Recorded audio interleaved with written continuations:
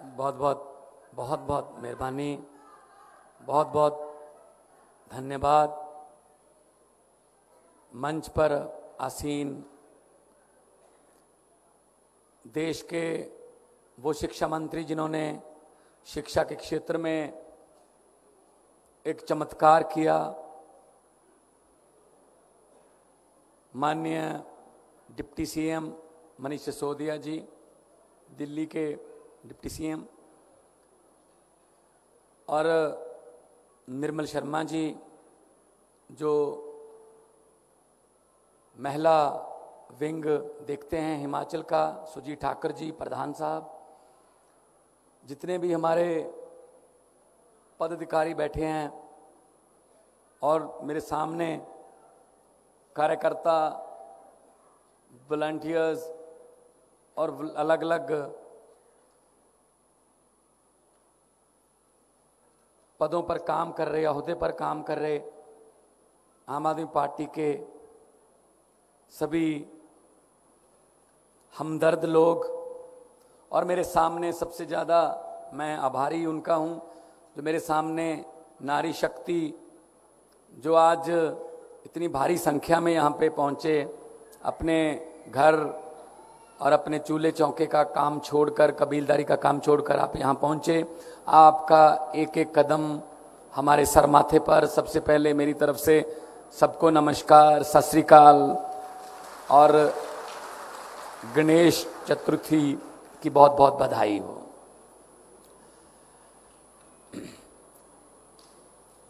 सबसे पहले तो मैं ये बता दूं कि आम आदमी पार्टी वाले जो हैं,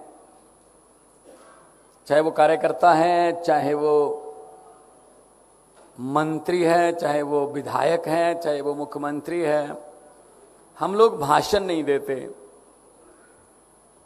भाषण वो होता है जो अफसरों द्वारा लिखा जाता है, एसी कमरे में बैठकर उसकी कंपाइलिंग होती है, एडिटिंग होती है, उसमें कहा जाता है नहीं नहीं ये बात मत बोलो, इससे कोई फायदा नहीं होगा, ये वाली बोल दो, इससे लोग थोड़ा भावुक हो जाएंगे, ऐसा कैसा करके। लेकिन आम आदमी पार्टी वाले जिस मिट्टी से बने हैं वो मिट्टी और है। हम दिल की बात करते हैं, हम आंखों में आंखें डालकर बात करते हैं, हम जो कहते हैं वो करते हैं, जो नहीं कर सकते हम वो कहते ही नहीं है। इसकी मैं एक उदाहरण दे देता हूं।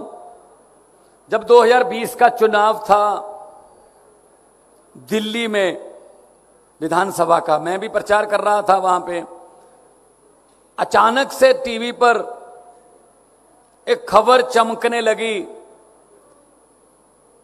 मैंने भी सोचा यार इतनी दलेरी कहां से आई होगी। जो बात अरविंद केजरीवाल जी ने बोली चुनाव से लगभग 1.5 महीना पहले, आमतौर पर चुनाव से 1.5 महीना पहले ये बीजेपी कांग्रेसी आपको बातों की झड़ी लेके आते हैं, जुमले बने जाते हैं, बहुत कुछ आपको सुनाया जाता है, ये कर देंगे, वो कर देंगे, एक मौका और दीजिए, ये कर देंगे। लेकिन अरविंद केजरीवाल ने जो बात कही वो दिल को छूने वाली भी थी, और ये बात सुनकर तसल्ली देने वाली बात भी थी कि इस बात को कहने के लिए जिगरा चाहिए। मैंने जब से होश संभाला है, मैंने किसी नेता को इलेक्शन के इतना नजदीक आके इतना बोल्ड, इतना सीधा दिल से बोलते हुए कभी नहीं देखा। जब अरविंद केजरीवाल जी ने कहा दिल्ली के वोटरों को कि अगर मेरे 2015 से लेकर 2020 तक के काम अच्छे लगे तो मुझे वोट देना, वरना मुझे वोट मत देना। ये बात कह देंगे ये नेता? बीजेपी में हिम्मत है? कांग्रेस में हिम्मत है ये कहने की कि हमारे काम देखो, चलो कांग्रेस ने तो काम बेचारी ने किए नहीं, कोई उनका तो आप ही काम तमाम हो गया। तो बीजेपी वाले कह सकते हैं हिमाचल में कि हमारे 4.25 साल के काम देख लो, वोट दे देना, वरना नहीं कह सकते। वो तो जुमले बन रहे हैं।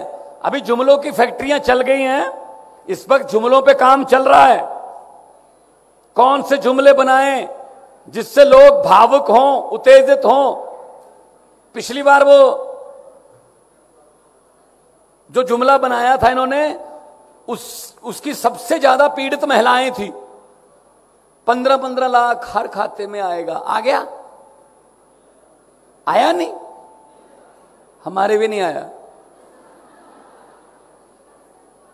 अब इस पीड़ित कैसे? हमारी माओं को, बहनों को एक अच्छी आदत होती है, बहुत अच्छी आदत होती है कि वो थोड़ा, क्योंकि घर उन्होंने चलाना होता है, कबीलदारी का उनको पता होता है, वो थोड़ा पति को बताए बिना कुछ पैसे रख लेती हैं कहीं इमरजेंसी में, बच्चे की फीस, कोई बीमार हो जाए अलग से रख लेती हैं, पति को बिना बताए। उनको लगता है कि ये कहीं उड़ा ना दे, कहीं दोस्तों के साथ मौज मस्ती में ना उड़ा दे। अब मोदी जी ने आधी रात को नोटबंदी कर दी। अब सबसे ज्यादा बुरी स्थिति में महिलाएं फंसी। अगर बताती हैं तो भी पंगा, वो पति लड़ाई करेगा, कहां से आए पैसे। नहीं बताती हैं तो भी पंगा, वो कागज बन जाएंगे। बैंक में खुद जा नहीं सकती।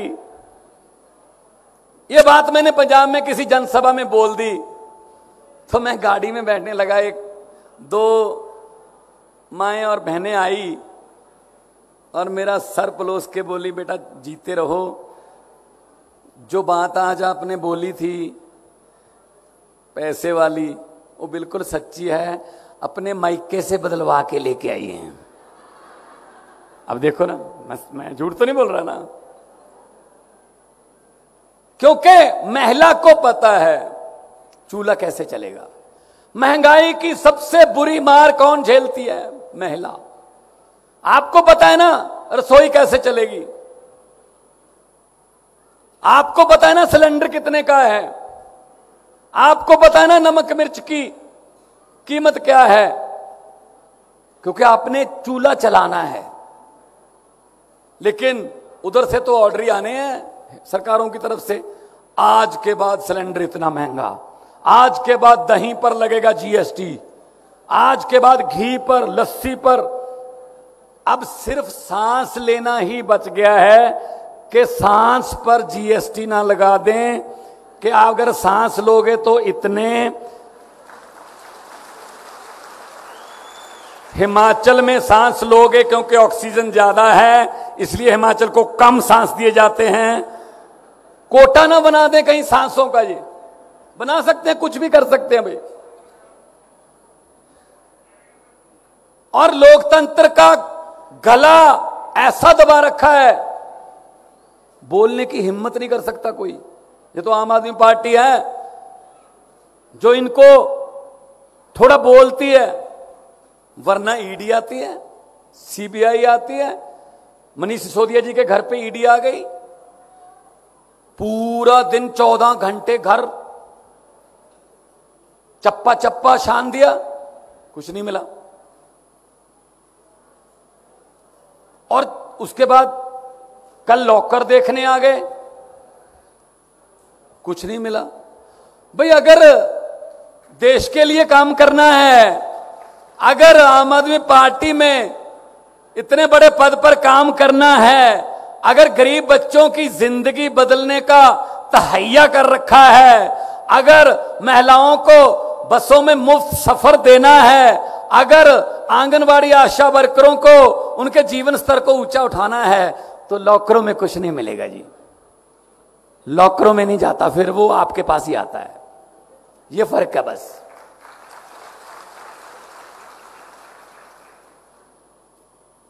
गुरु नानक साहब ने कहा था, सो क्यों मंदा आखिए जित जम्मे राजान। जो राजाओं को जन्म देती है उसको मंदी भाषा नहीं बोल सकते आप।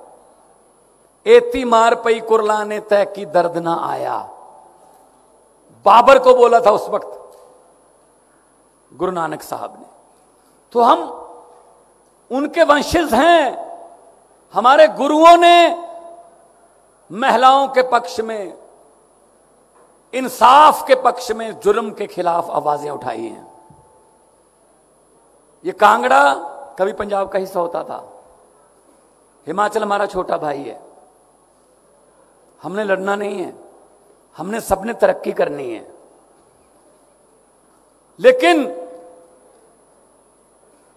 जो ये बैठे हैं वो कुंडली मार के खजाने पर, उनके अपने बेटे बेटियों के लिए खजाना कभी भी खाली नहीं होता। कुछ जनता को देना हो, खजाना खाली है। जो मर्जी आता है खजाना खाली है, खजाना खाली है। मैंने कहा जो खाली है उसको खजाना क्यों कहते हो, उसको पीपा कहो। अब है ही खाली वो। खजाना तो वो होता ना कुछ हो उसमें, खाली को खजाना क्यों कहते हो। ये खजाने भर सकते हैं जी, नीयत साफ हो। ये खजाने भर सकते हैं ईमानदारी की सरकार हो। पंजाब में अभी 6 महीने 16 तारीख को होंगे जी, 5.5 महीने हुए हैं सरकार बने हुए। 16 मार्च को मैंने मुख्यमंत्री की शपथ ली थी। सिर्फ 5.5 महीने में हमने 100 मोहल्ला क्लिनिक खोल दिए। यहां 100 से ज्यादा ब्लड का टेस्ट, दवाइयां बिल्कुल फ्री, एमबीबीएस डॉक्टर, एक फार्मासिस्ट, एक नर्स बिल्कुल फ्री। कोई भी आए, कोई बीपीएल कार्ड का चक्कर नहीं, कोई हरा कार्ड लाल कार्ड का चक्कर नहीं। कोई भी आए, आपके आसपास कोई मोहल्ला क्लिनिक है, आप जाइए, टोकन लीजिए, चेकअप करवाइए। अगर तो मोहल्ला क्लिनिक की दवाई से आपका इलाज होता है तो आप वहीं से ले जाइए। अगर डॉक्टरों ने कहा कि टेस्ट करने हैं, आपका ब्लड ले लिया जाएगा, सैंपल ले लिया जाएगा, अगले दिन रिपोर्ट आएगी, उसके हिसाब से आपको दवाई दे दी जाएगी, वो भी फ्री, और सैंपल भी फ्री, और जो टेस्ट किया वो भी फ्री। अभी आज आखिरी दिन है, 1 जुलाई से हमने बिजली की गारंटी ली थी। हर घर को 300 यूनिट 1 महीने का माफ, कोई किलोवाट का चक्कर नहीं। तो 2 महीने का बिल आता है हमारे, 600 यूनिट हो गए। अभी आज के बाद बिल बन आ जाएंगे, 2-4 दिन में बिल आएंगे पंजाब में बिजली के। भाई साहब कितने आए, लोगों को फायदा होगा। 1 जुलाई को हमने वो गारंटी पूरी कर दी थी जो अरविंद केजरीवाल जी ने गारंटी दी थी। 74 लाख मीटर हैं हमारे पंजाब में, 74 लाख। 74 लाख में से 51 लाख मीटरों का बिल, घरों का बिल जीरो आएगा जी। अभी 2-4 दिन में पता चलेगा। तो पहले वाले कहते थे खजाना खाली है, हमने 6 महीने में कैसे भर लिया खजाना। हमने भ्रष्टाचारियों पर नकेल कस दी, हमने करप्शन बंद कर दी, हेल्पलाइन दे दी, एक नंबर जारी कर दिया। कोई भी आपसे अफसर, कोई तहसील में, कोई बाबू, कोई थाने में पुलिस वाला पैसे मांगता है, मना मत करना, जेब में हाथ डालना, मोबाइल निकाल लेना, वीडियो बना के हमें इस नंबर पे भेज देना, बाकी काम हमारा।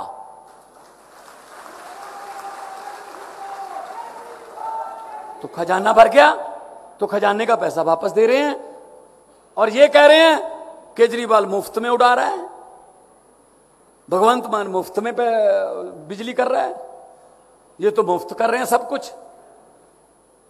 भाई टैक्स का पैसा है, आपका टैक्स है, सरकार के पास आता है, सरकार आपको वापस देती है।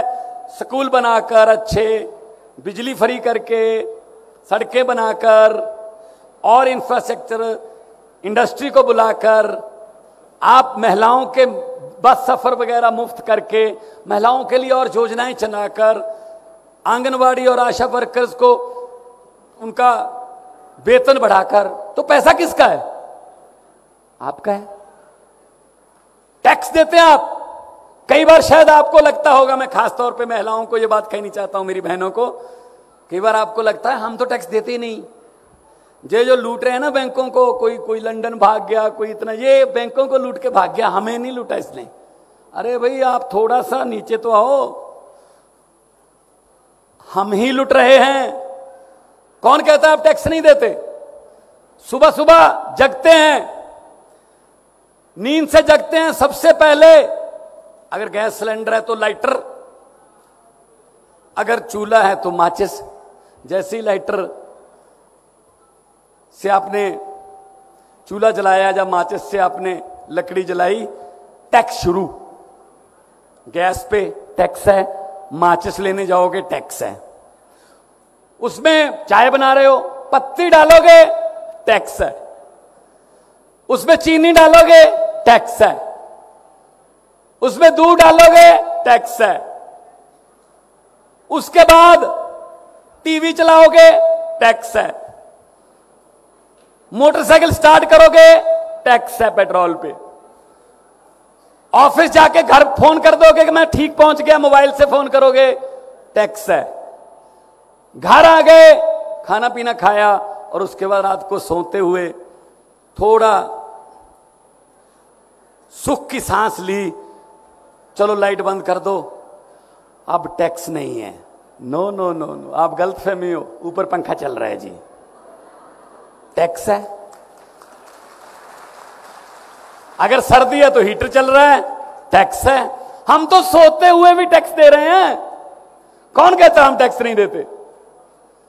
हमारे से ज्यादा कौन देशभक्त हो सकता है जो टैक्स देते हैं फिर भी सरकार की जबरदस्तियां बर्दाश्त करते हैं, और सरकार अपने मित्रों के करोड़ों के लोन माफ कर देती है।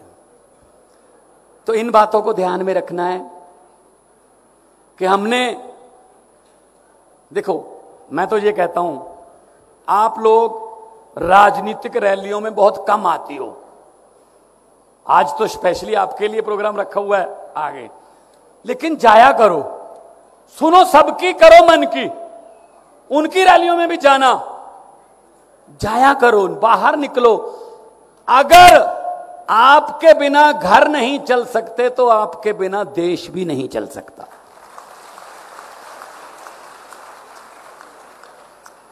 तो अपना योगदान देश चलाने में जरूर दीजिए। जरूरी थोड़ी है कि पति ने कह दिया इसको वोट देना है उसी को देना है। क्यों भाई, मुझे ये पार्टी अच्छी नहीं लगती, मैं तो इनको वोट दूंगी, इनके प्रोग्राम ये हैं, इनके मुद्दे ये हैं, इन्होंने ये लिख के दिया है, इन्होंने ये गारंटी दी है, तो क्यों नहीं ऐसे हो सकता भाई। बल्कि जब आपने कहा ना कोई बात नहीं, आप उनको वोट दे के देखना, वो भी आपके पीछे आ जाएगा। पता ही है आपको सबको कि भाई चलती तो घर में गृहिणी की है। तो इन पर यकीन मत करना, ये बड़े बड़े वादे लेके आएंगे, पता नहीं क्या क्या आपको भरमाएंगे। वो एक, जब मैं कलाकार के तौर पे विचरता था, मैंने एक नेताओं के झूठ पर एक बहुत बड़ा व्यंग किया था कि नेताओं की झूठ बोलने की आदत को लोगों ने कितना अपना लिया है कि नेता हैं झूठ ही बोलते होंगे। जो पुराने, जो ट्रेडिशनल नेता है उनकी बात कर रहा हूं। तो नेताओं ने सोचा दिल्ली में कि दिन रात बॉडीगार्ड्स में घिरे रहते हैं, इस बार कांगड़ा की वादियों में चलते हैं, थोड़ा सैर सपाटा हो जाएगा। लेकिन बॉडीगार्ड साथ में नहीं लेके जाएंगे, उनको सड़क पर जो सिविल वर्दी में उनको तैनात कर दिया। उन्होंने एक बस, लग्जरी बस दिल्ली से उन्होंने रेंट पे ली। 30-40 हमारे देश के बड़े बड़े नेता कांगड़ा के लिए चले दिल्ली से, पंजाब में आए, अंबाला के बाद राजपुरा के पास उनकी बस जो है वो एक गड्ढे में पलट गई। अब देखना कि नेताओं की झूठ बोलने की आदत को लोगों ने कितना अपना लिया। वो गड्ढे में बस पलट गई। अब सिक्योरिटी को चिंता हुई कि इस गड्ढे इस जगह से तो निकल गई थी, इस जगह तक नहीं पहुंची, इसका मतलब ये दोनों पॉइंटों के बीच है। उन्होंने सर्च करना शुरू किया, तलाश करनी शुरू की। तो एक किसान खेतों में काम कर रहा था, उससे पूछा भी इस रंग की और इस नंबर की एक बस थी, आपने देखी? वो कहला हाँ देखी थी, वो यहां गड्ढे में पलट गई थी। तो सिक्योरिटी वाले ने पूछा अब कहां गई? बोला जी मैंने ऊपर मिट्टी डाल दी, बस के ऊपर मैंने मिट्टी डाल दी। तो सिक्योरिटी वाले ने पूछा जी इसका मतलब उसमें सभी जो सवार नेता थे वो मर गए थे? कहता नहीं सभी नहीं मरे थे, अभी 20-25 चिल्ला रहे थे जोर जोर से कि हम अभी जिंदा हैं, हमें बाहर निकालो। मैंने सोचा नेता हैं, झूठ ही बोल रहे होंगे, मिट्टी डालो। ये हालत है, ये मानने को तैयार नहीं है कि ये जिंदा हैं, बोल रहे हैं। वो कह रहे नहीं झूठ बोल रहे होंगे, ये बोल रहे होंगे। तो ये बदलना है, ये बदलाव लाना है। ये आम आदमी पार्टी कर सकती है, जो आम लोगों के घरों तक टिकट भी पहुंचाती है, आम लोगों के चूल्हों की आग की चिंता भी करती है। पंजाब की एग्जांपल देता हूं। पंजाब में हमने कांग्रेस और अकाली दल से ज्यादा, सबसे ज्यादा हमारी पार्टी ने 12 महिलाओं को टिकट दी इसी विधानसभा में। 12 में से 11 आज एमएलए हैं, 11 जीत गई। कोई डॉक्टर है, कोई प्रोफेसर थी, एक लड़की 27 साल की उम्र है, उसने बहुत बड़े धनाढ़ नेता को हराया। वो स्कूटी पर अपना प्रचार करने जाती थी। संगरूर से वो एमएलए है, नरेंद्र कौर है उसका नाम है। अगर आप बाहर निकलोगे, कुछ करने का तहिया करोगे, तो लोग आपके लिए आंखें बिछाएंगे। तो आज माएं और बहनें इकट्ठी हुई हैं, मां का आशीर्वाद मिल जाए। दुनिया का कोई मैदान ऐसा नहीं जो सर ना कर सको। बहन की दुआएं मिल जाएं तो दुनिया की कोई मंजिल ऐसी नहीं जो सर ना कर सको। मैंने एक शेर बोला था पार्लियामेंट में कि एक मां से बात कर रही है एक बेटी जो पैदा नहीं हुई, पेट में ही है अभी। उसको डर है कहीं पेट में मेरा कत्ल ना करवा दिया जाए। वो बेटी कह रही है आजा बैठ नी माए गल्ला करिए काम दियां, आजा बैठ नी माए गल्ला करिए काम दियां। राजगुरु सुखदेव भगत सिंह मावा ही ने जम दियां, की पता मैं जम देवां कोई अगमड़ा मर्द नी माए, कुख दे विच ना कत्ल कराई यही मेरी अर्ज नी माए। मतलब क्या पता कौन सी मां ने कौन से योद्धा को जन्म दे देना है। लड़कियों को पैदा होने दो, पढ़ने दो, उड़ने दो। आप देख लो सर, आप तो शिक्षा मंत्री हैं, रिजल्ट देख लो पूरे देश के, मैट्रिक के देख लो, +2 के देख लो, बीए के, एमए के, एमएससी। जब लड़कियों ने इस बार फिर मारी बाजी, लड़कियां इस बार फिर आ गए। हर बार लड़कियां पहले 10 में से 6-7 पोजीशन लड़कियों की होती है। पढ़ने का मौका मिलना चाहिए बस। तो मैं तो यही कहूंगा, हम कोई आपसे कोई लुभावने वादे नहीं करते। वो अरविंद केजरीवाल जी जो सोचते हैं, उस सोच को मनीष सिसोदिया जी आज आपके सामने रखेंगे कि क्या क्या करना है और कैसे कैसे करना है, बजट कहां से आएगा, क्या करना है, सब हिसाब किताब लगाते हैं हम। क्योंकि अरविंद केजरीवाल जी IRS अफसर थे, इंडियन रेवेन्यू सर्विस में इनकम टैक्स के कमिश्नर थे। मनीष जी बहुत बड़े पत्रकार थे टीवी के, मैं कलाकार था। हमारे में कोई डॉक्टर है, कोई वकील है, हर समाज से लोग हमारे पास आते हैं, हमने भी आना है जी आगे। मैं कल की बात बताऊं, कल मैं एक स्कूल में चला गया पंजाब में, अचानक स्कूल में चला गया। मैं सीनियर सेकेंडरी स्कूल था, 10वीं क्लास में मैं अंदर गया, मेरे साथ प्रिंसिपल सब थे। तो मैंने एक बच्ची से पूछा क्या बनोगे बेटा? बोली मैं पुलिस में जाऊंगी। एक लड़के से पूछा तुम क्या बनोगे? बोला मैं डॉक्टर बनूंगा। तीसरे से पूछा, वो कहला जी मैं तो अफसर बनूंगा। एक लड़के से पूछा क्या बनोगे? कहता जी पंजाब का CM बनूंगा। मैंने कहा यार बड़ा कॉन्फिडेंस है। मैंने कहा सीएम बनने के लिए पढ़ोगे भी, लोगों की मुश्किलें भी सुननी पड़ती हैं, दुख तकलीफें। कहता ही सुनूंगा।